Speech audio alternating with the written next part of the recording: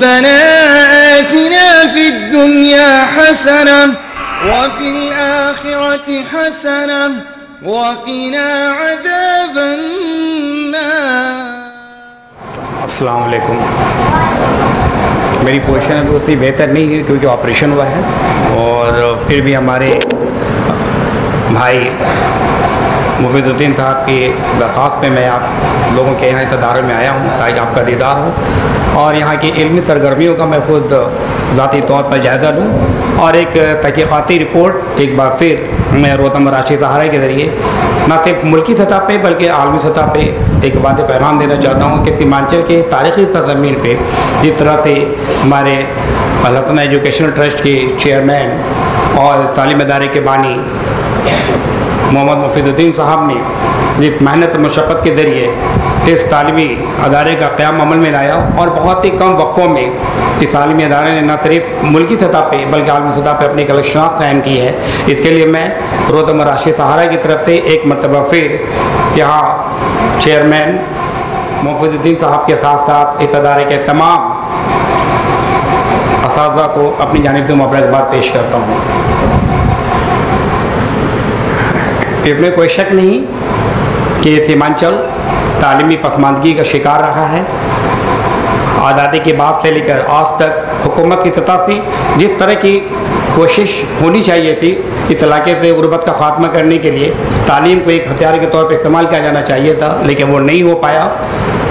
अभी जिस तरह अपनी तकरीर में हमारे मुफीद साहब ने कहा कि जब मैंने तालीम इदारे का क़याम अमल में लाया तो ऐसे कई साथियों का कहना था या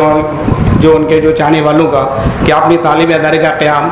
ना गाँव में क्यों किया, अपने शहर में क्यों नहीं किया। तो मैं यहाँ इनकी बात की हिमायत करते हुए मैं ये बताना चाहूँगा कि सीमांचल का जो हल्का है किशनगंज, पूर्णिया, अररिया और कटिहार ये सही मानों में तालीमी पसमानदगी का शिकार रहा है और जहालत का एक बदनुमा दाग हमेशा यहाँ के लोगों के माथे पर रहा। लेकिन यह अल्लाह पाक का करम है कि सबसे पहले इस इलाके में तालीमी पसमानदगी के ख़ात्मा को यकीनी बनाने के लिए बानी इंसान स्कूल, किशनगंज में एक तालीमी इदारा इंसान स्कूल और इंसान स्कूल के बानी मरहूम पद्मश्री डॉक्टर सैयद हसन साहब जो अमेरिका में कैलिफोर्निया यूनिवर्सिटी के तालिब इल्म थे और उसी यूनिवर्सिटी में वो साइकोलॉजी के प्रोफेसर हुए और एक सालों के अंदर एक बरस के अंदर उन्होंने अपनी कारकर्दगी के ज़रिए न सिर्फ हिंदुस्तान का नाम रोशन किया बल्कि उर्दू के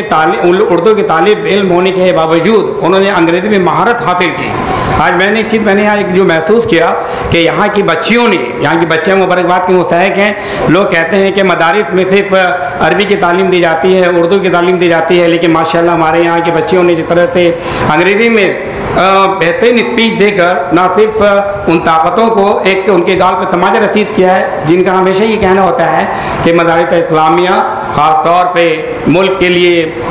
ख़तरे की अलामत है। यहाँ के बच्चे और बच्चियाँ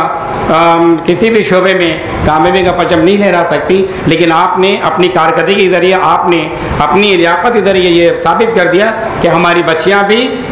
तमाम शोबों में कामयाबी का परचम लहरा सकती हैं। और ख़ास तौर पर अंग्रेज़ी की तालीम, जिस तरह से मैंने अपनी कई बहनों को देखा, अपनी छोटी बच्चियों को जिन्होंने अपनी अंग्रेज़ी में जिस तरह से उन्होंने अपनी तकरीर की, उसकी वजह से मुझे भी काफ़ी हौसला मिला है। और मैं एक मरतबा फिर इसके लिए ख़ास तौर पर मुफीद भाई को और इस अदारे के तमाम जो हमारे असातिज़ा इकराम हैं मैं उनको मुबारकबाद पेश करना चाहता हूँ। और आज इस सीमांचल की तारीख़ी सरज़मीन से हमारे मुफीद भाई अल-हसन एजुकेशनल ट्रस्ट के ज़रिए उन्होंने जो इल्म की शमअ रोशन की है वो सैयद भाई की यादों को ताज़ा कर रही है। और हमें यकीन है कि आने वाले दिनों में ये तालीमी इदारा इंशाअल्लाह एक न एक दिन यूनिवर्सिटी की शक्ल अख्तियार करेगा और जिस मकसद के तहत इन्होंने तालीमी इदारे का क़याम अमल में लाया है इसमें कामयाबी मिलेगी और ये इलाका एक मतलब फिर सुर्खियों में रहकर पूरे हिंदुस्तान के अंदर इस इलाके के नाम को रोशन करेगा। मैं एक बात और आपको बता देना चाहता हूँ ख़ास तौर पे कि इतने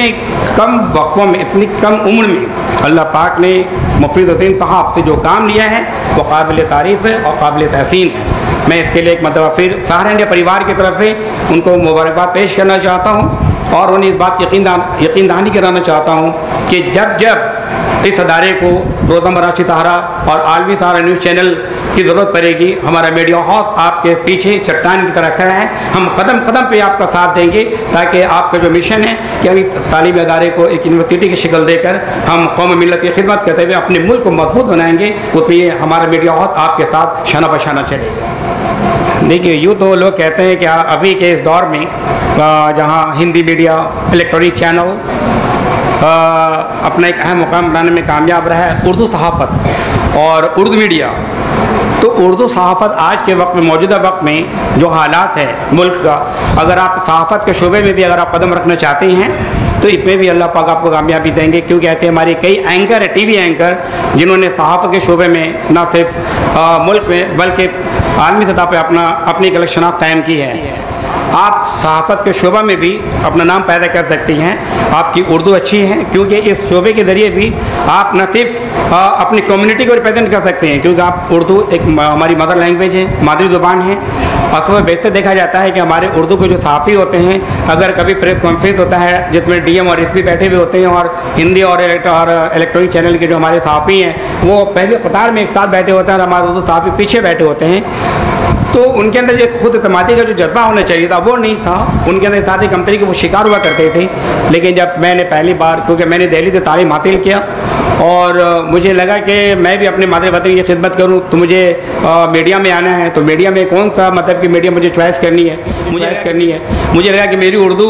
टूटी फूटी है, चलो कम से कम उर्दू में ही मैं अपनी खिदमत को आजमाता हूँ। तो मैंने उर्दू सहाफ़त में मैंने पहली बार कदम रखा और मैंने इस बात को, मेरे अंदर जो एक था कि कॉन्फिडेंस, आपके अंदर जब तक कॉन्फिडेंस नहीं होगा, आपके अंदर जब तक समझिए कि जब खुद एतमादी का जज्बा बुलंद नहीं होगा, उस वक्त आप किसी भी फैकल्टी में आप कामयाब नहीं हो सकते। यही वजह है कि हमने उर्दू सहाफ़त का इंतखाब किया और पहले मरतबा मैं रोज़नामा कौमी तंजीम से मैं जुड़ा और जुड़ने के बाद जिला मजिस्ट्रेट का जो प्रेस कॉन्फ्रेंस हुआ करता था, जहाँ हिंदी और इलेक्ट्रॉनिक चैनल के जो सहाफ़ी जो वो पहले कतारों में बैठा करते थे, मैं उनके साथ बगल में बैठने की शुरुआत की। टाई लगा के मैं बैठता था। अमूमन लोगों को लगता था कि उर्दू सहाफ़ी जो हैं वो सिर्फ मुस्लिम कम्युनिटी को रिप्रेजेंट करते हैं बिल्कुल, और इनका समाज में कोई वजूद नहीं होता, इनके मीडिया हाउस का कोई उतना असर नहीं होता समाज के अंदर, या हुकूमत पर दबाव नहीं बन सकता। लेकिन मैंने उन तमाम बातों को गलत साबित करते हुए मैंने जो उर्दू सहाफ़ी, मैंने कम से कम अब तक बिहार के अंदर कम से कम 300 से ज़ायद वैसे नौजवानों को जो उर्दू से वाबस्ता थे, जिनकी उर्दू काफ़ी अच्छी थी, जिनको उनको अबूर हासिल था, मैंने उन्हें मौका दिया और अपने मीडिया हाउस से जोड़कर मैंने उनको ट्रेनिंग दी। और ट्रेनिंग देने के बाद मैंने उन्हें ये बताया कि एक अच्छा उर्दू सहाफ़ी न सिर्फ कौम की खिदमत कर सकता है, न सिर्फ समाज की तब्दील बदल सकता है, बल्कि वो हुकूमत को ये बावर कराने में कामयाब हो सकता है कि उर्दू सहाफ़त भी कौम की एक मजबूत आवाज़ बन सकती है और इसमें हमारा मुस्तक़बिल भी शानदार है। जहाँ एक तरफ आप कौम की खिदमत करती हैं, वहीं दूसरी तरफ आप पूरी कम्युनिटी को रिप्रेजेंट करती हैं जिला प्रशासन के अंदर, जिला इंतज़ामिया के सामने। और आपकी जो तहरीर होती है, आपकी जो रिपोर्टिंग होती है, रिपोर्टिंग से इक़्तिदार पे काबिल हुक्मरान जमात जो होती है, जो हुकूमत चलाती है, उनकी नींद भी खुलती है, उनकी नींदें खुलती हैं। आप यहाँ के बहुत सारे मसाइल को जो हिंदी मीडिया उजागर नहीं करती, जो इलेक्ट्रॉनिक चैनल उजागर नहीं करते, आप उर्दू सहाफ़त के ज़रिए उन तमाम तर मसाइल पर हुकूमत के ध्यान को आप अपनी तरफ खींच सकते हैं, मजबूर करा सकते हैं और हुकूमत उस पर एक्शन लेकर के उस मसाइल का हल ढूंढती है। एक तरफ यहाँ आप अपनी कम्युनिटी के मुक़द्दर को संवार सकते हैं उर्दू सहाफ़त के ज़रिए, वहीं दूसरी तरफ आप अपने मुस्तक़बिल को भी शानदार बना सकते हैं इस शोबे के अंदर, जहाँ आपको इज़्ज़त है, शोहरत है, मकबूलियत है। वहीं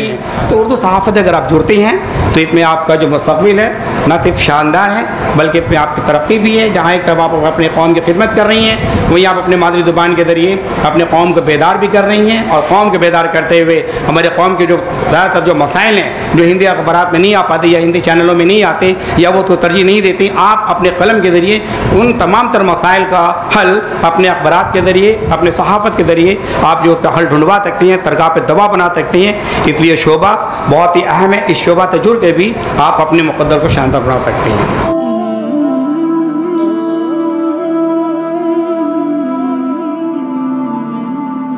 Oh